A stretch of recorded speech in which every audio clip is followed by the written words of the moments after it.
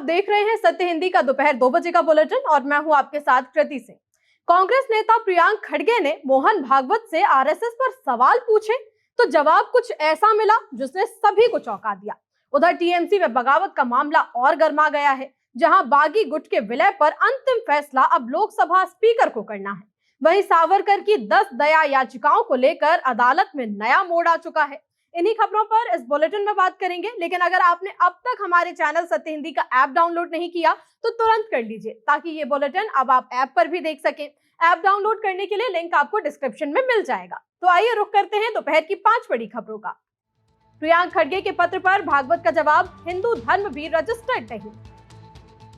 NEET री exam से पहले टेलीग्राम पर कार्रवाई, 22 जून तक लगा प्रतिबंध। खांसी की सिरप को लेकर नया नियम, बिना डॉक्टर की पर्ची के नहीं मिलेगी।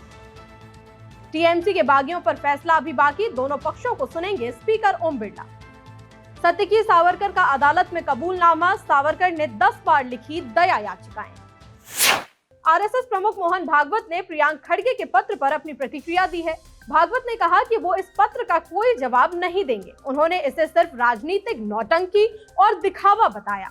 भागवत ने साफ कहा कि आरएसएस का काम पूरी तरह से खुला है। उन्होंने ये भी कहा कि देश में कई चीजें बिना रजिस्ट्रेशन के चलती हैं। उदाहरण देते हुए उन्होंने कहा कि हिंदू धर्म भी कहीं पर रजिस्टर्ड नहीं है।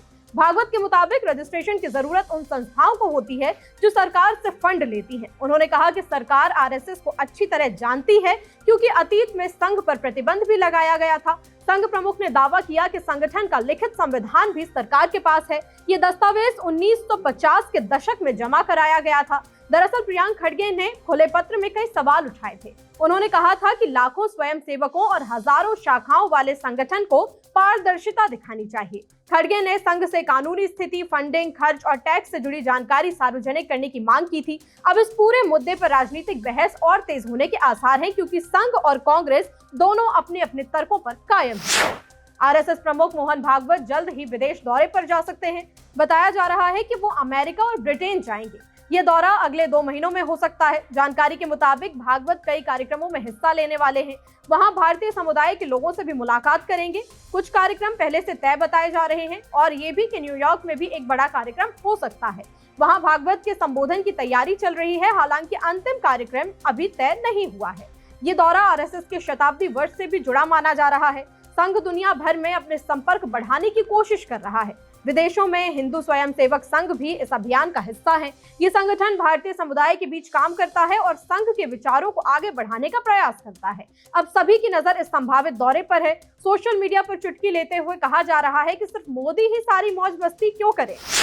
नेशनल टेस्टिंग एजेंसी एनटीए के अनुसार इलेक्ट्रॉनिक्स और सूचना प्रौद्योगिकी मंत्रालय ने सोशल मीडिया प्लेटफॉर्म टेलीग्राम पर 22 जून तक प्रतिबंध लगा दिया है। ये कार्रवाई आईटी एक्ट की धारा 69A के तहत की गई है। इसके साथ ही टेलीग्राम को 30 जून 2026 तक मैसेज एडिट करने की सुविधा बंद करने का निर्देश दिया गया है, ताकि पेपर लीक से जुड़े सबूतों में हेरफेर न किया जा सके।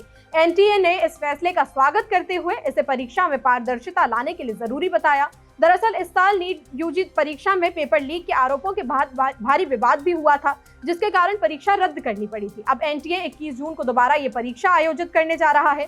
सरकार और एजेंसी का मानना है कि परीक्षा को निष्पक्ष और शांतिपूर्ण तरीके से कराने के लिए अफवाहों, फर्जी जानकारियों और संदिग्ध गतिविधियों पर रोक लगाना बहुत जरूरी है। इसी सुरक्षा के तहत टेलीग्राम पर यह अस्थायी प्रतिबंध लगाया गया है। देश में अब खांसी या किसी भी तरह की सिरप खरीदने के नियमों में बड़ा बदलाव किया गया है। केंद्र सरकार के फैसले के मुताबिक अब मेडिकल स्टोर से सीधे सिरप नहीं खरीदी जा सकेगी।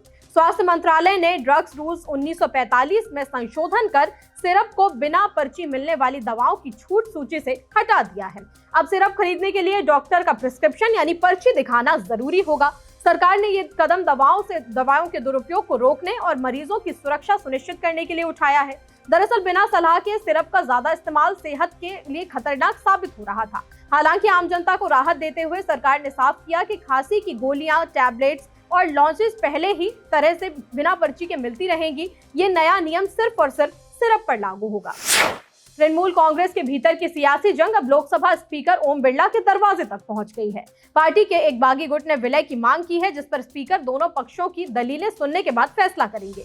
इसी बीच टीएमसी और स्पीकर कार्यालय के बीच एक नया विवाद खड़ा हो गया है।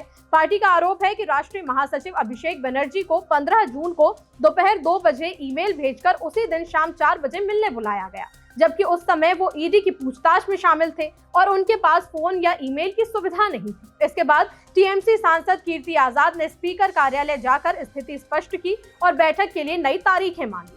फिलहाल बागी गुट अपने कदम को कानूनी मान्यता दिलाने की कोशिश में है। वहीं टीएमसी नेतृत्व इस दावे को चुनौती दे रहा है। अब सबकी नजरें लोकसभा स्पीकर के अगले फैसले पर टिकी हुई हैं।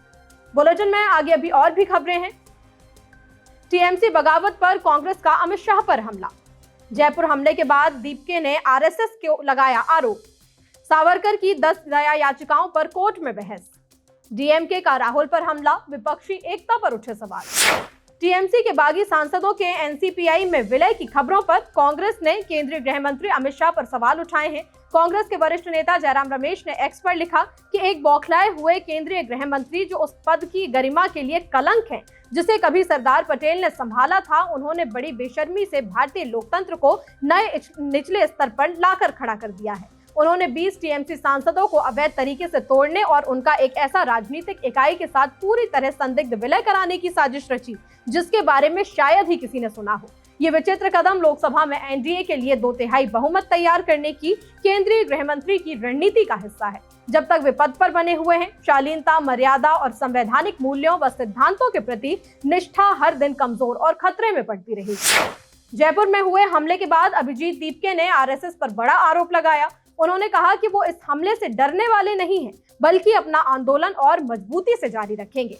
नागपुर पहुंचने के बाद दीपके ने आरोप लगाया कि हमलावर आरएसएस से जुड़ा हुआ था। उनका कहना है कि जो भी सरकार के खिलाफ आवाज उठाता है उसे निशाना बनाया जाता है। दीपके ने कहा कि उनकी पार्टी गांधी और आम्बेडकर के रास्ते पर चलती है, इसलिए वो शांतिपूर्ण और लोकतांत्रिक तरीके से संघर्ष जारी रखेंगे। उन्होंने दावा किया कि हमला असली मुद्दों से ध्यान भटकाने के लिए किया गया। उनका कहना है कि करोड़ों छात्रों के साथ अन्याय हुआ है, इसलिए शिक्षा मंत्री धर्मेंद्र प्रधान को जिम्मेदारी लेनी चाहिए। दरअसल सोमवार को जयपुर में सीजेपी का प्रदर्शन चल रहा था। ये प्रदर्शन नीट पेपर लीक, शिक्षा व्यवस्था और बेरोजगारी के मुद्दे पर था।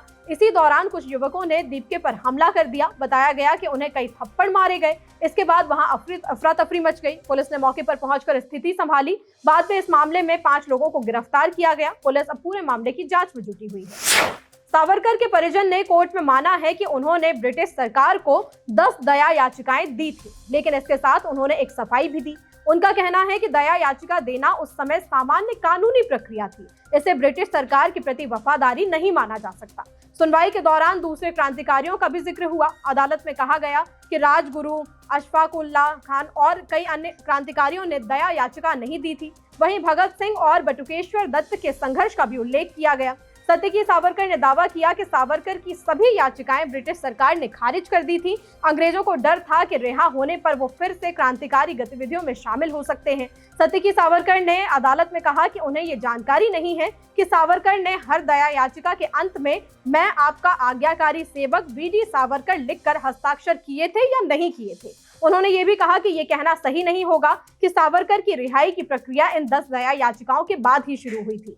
साथ ही उन्होंने कहा कि ऐसी कोई विशेषज्ञ रिपोर्ट मौजूद नहीं है जो ये साबित कर सके कि सावरकर की दया याचिकाओं की भाषा केवल औपचारिक थी या फिर किसी रणनीति का हिस्सा थी। ये पूरा मामला राहुल गांधी से जुड़ा हुआ है। राहुल गांधी के एक पुराने भाषण को लेकर मानहानि का केस चल रहा है। सावरकर परिवार का आरोप है कि राहुल ने उनकी छवि खराब करने की कोशिश की। अब इस मामले की अगली सुनवाई जुलाई में होगी और सबकी नजर अदालत के आगे की कार्रवाई पर टिकी हुई है। राहुल गांधी और डीएमके के रिश्तों में खटास खुलकर सामने आ चुकी है। डीएमके ने कांग्रेस नेता पर सीधा हमला बोला। पार्टी ने उन पर विपक्षी एकता कमजोर करने का आरोप लगाया है। पहले डीएमके की आईटी सेल ने सोशल मीडिया पर निशाना साधा। पोस्ट में कांग्रेस पर तंज कसते हुए कहा गया कि जब कांग्रेस अपने राजनीतिक अस्तित्व के लिए संघर्ष कर रही थी तब हमने उसे अपने कंधों पर उठाकर साथ रखा, लेकिन जैसे ही उन्हें कोई नया और बेहतर राजनीतिक विकल्प दिखा उन्होंने तुरंत हमारा साथ छोड़ दिया। पोस्ट के अंत में डीएमके ने राहुल गांधी पर भी निशाना साधा और उन्हें एक बड़ा मजाक बताया। इसके बाद डीएमके के मुखपत्र मुरासोली में भी संपादकीय छपा। इसमें कहा गया कि राहुल गांधी एकता की बात करते हैं, लेकिन कई राज्यों में वही एकता कमजोर करने के लिए जिम्मेदार है। ये विवाद ऐसे समय में बढ़ा है जब तमिलनाडु की राजनीति बदल चुकी है। विधानसभा चुनाव के बाद कांग्रेस ने डीएमके गठबंधन छोड़ दिया था। बाद में कांग्रेस विजय की पार्टी की सरकार में शामिल हो गई। यही नहीं, राष्ट्रीय स्तर पर भी दोनों दलों के रिश्ते बिगड़े हुए हैं। हाल ही में डीएमके ने इंडिया गठबंधन की एक बैठक का बहिष्कार किया था। हालांकि पार्टी ने कहा था कि वो विपक्षी मुद्दों का समर्थन जारी रखेगी। मुरासोली ने केरल की राजनीति का भी जिक्र किया।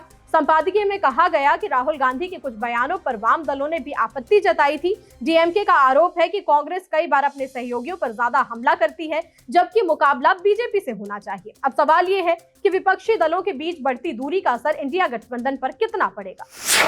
एनडीए सरकार जल्द नया परिसीमन बिल फिर से ला सकती है। ये दावा आंध्र प्रदेश के मुख्यमंत्री चंद्रबाबू नायडू ने किया है। नायडू ने कहा कि सरकार जल्द महिला आरक्षण लागू करना चाहती है। इसके लिए परिसीमन जरूरी है, इसलिए नया बिल संसद में लाया जाएगा। उन्होंने कहा कि सभी राज्यों में सीटों में 50% बढ़ोतरी होगी। साथ ही राज्यों के बीच मौजूदा अनुपात नहीं बदलेगा, यानी किसी राज्य का हिस्सा कम नहीं किया जाएगा।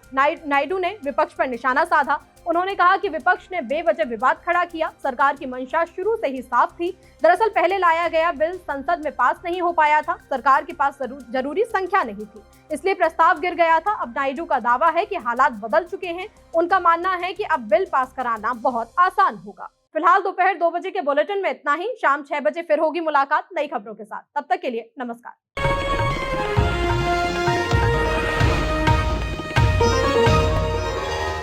Copyright disclaimer under Section 107 of the Copyright Act 1976. Allowance is made for fair use for purposes such as criticism, comment, news reporting, scholarship, and research. Fair use is a use permitted by copyright statute that might otherwise be infringing.